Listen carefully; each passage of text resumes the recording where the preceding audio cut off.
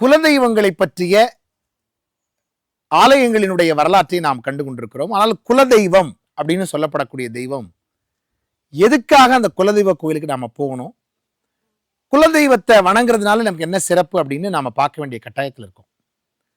இந்த குலதெய்வ கோயில்கள் அப்படிங்கிறதுக்கு என்ன சிறப்பு இருக்கு, மற்ற கோயிலுக்கு இல்லாத சிறப்பு? இப்ப மற்ற கோயில்களுக்கெல்லாம் போகலாம், ஆனால் நம்முடைய முன்னோர்கள், நம்முடைய மூதாதையர்கள், நம்ம ஐயா பாட்டையா, அவங்களுக்கு பெரியவங்க கொள்ளு பாட்டையா எள்ளு பாட்டையான்னு சொல்றோம் இல்லையா, அவங்கெல்லாம் போய் மிதிச்சு வணங்கி அந்த மண்ணை சுத்தி வந்து பிரகாரம் வந்து அந்த தெய்வத்தை கும்பிட்டுருக்காங்க இல்லையா, அந்த இடத்துல நாம போற போது நம்முடைய முன்னோர்களுடைய ஆசையும் நமக்கு சேர்ந்து இங்கே கிடைக்குது.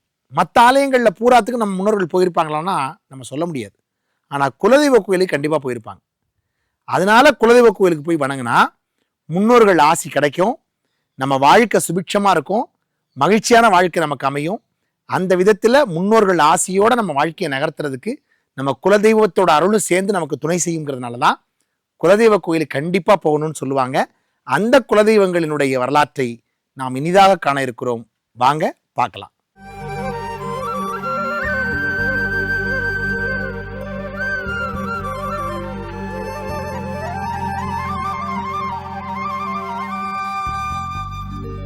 நம்ம சாமி நம்ம சாமி நம்ம சாமி, நாம் வணங்கும் சாமி எல்லாம் நம்ம சாமி, நாம் வணங்கும் சாமி எல்லாம் நம்ம சாமி.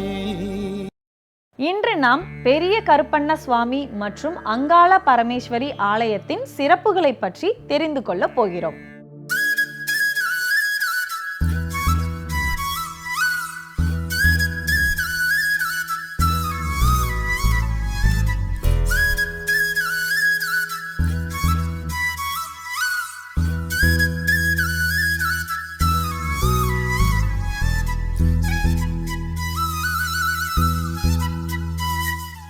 நாட்டரசன் கோட்டையில் நடுநாயகமாக உள்ள அருள்மிகு கண்ணுடைய நாயகி அம்மன் கோவிலில் வலதுபுறமாகச் சென்று கிழக்கே உள்ள சாலையை அடைந்தால் சிறிது தொலைவில் வீடு போன்ற அமைப்பில்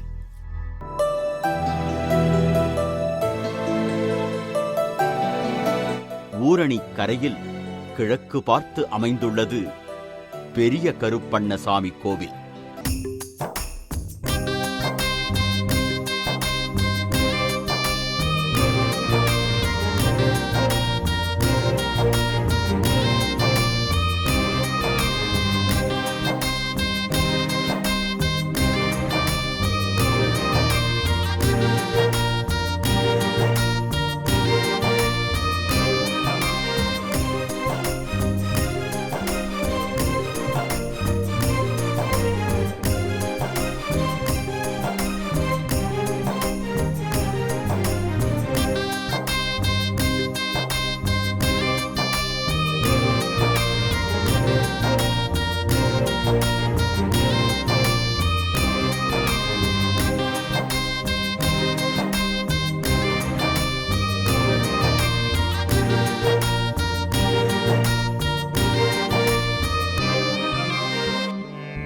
பெரிய கருப்பண்ணசாமி பெயரில் இக்கோயில் திகழ்ந்தாலும் இங்கு மூலவராக விளங்குபவர் காமாட்சி அம்மையே.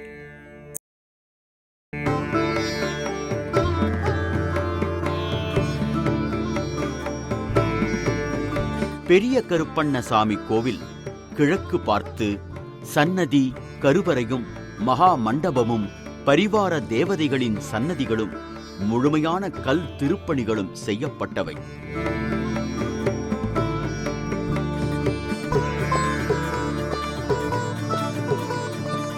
கருவறையின் எதிரே மண்டபத்தை கடந்து பலிபீடமும் தூணில் வேலும் உள்ளன.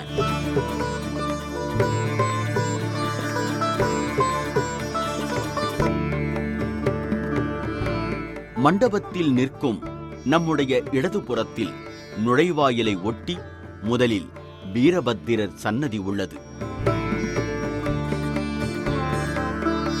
அதனை அடுத்துள்ள 3 சன்னதிகளில் முதலாவது சன்னதியில் பெரிய கருப்பண்ணசாமி அருள் பாலிக்கிறார்.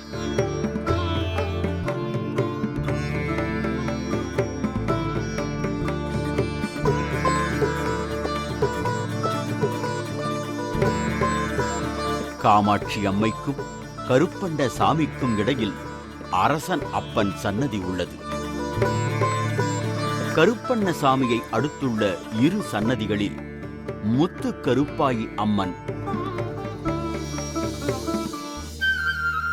ஆரியமாலா, காத்தவராயன், உகந்த நாயகி, சின்னான் ஆகியோர் உள்ளனர். இந்த சன்னதிகளின் எதிரே மண்டபத்தை கடந்து திருச்சுற்று சுவர் ஓரமாக பலிபீடமும், வடமேற்கு மூலையில் திருமஞ்சன கிணறும் உள்ளன.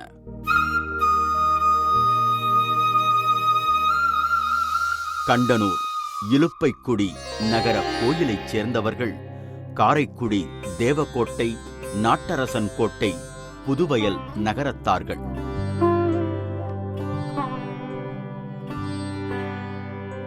இங்குள்ள பெரிய கருப்பண்ண சாமியை அவர்கள் குலதெய்வமாக கொண்டாடுகின்றனர்.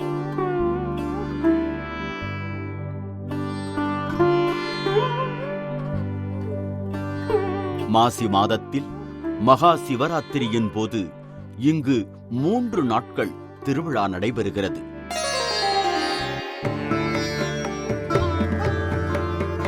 அப்போது நகரத்தார்கள் பெருமளவில் இங்கு வந்து வழிபடுகின்றனர்.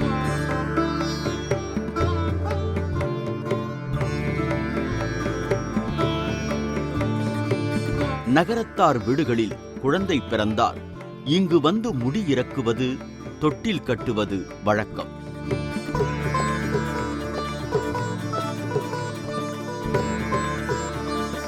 அதேபோல முத்துக்கருப்பன், பெரிய கருப்பன், முத்து கருப்பாயி என்னும் பெயர்களை தன்னுடைய முதல் குழந்தைகளுக்கு இடும் வழக்கமும் இவர்களிடம் நிலவுகிறது.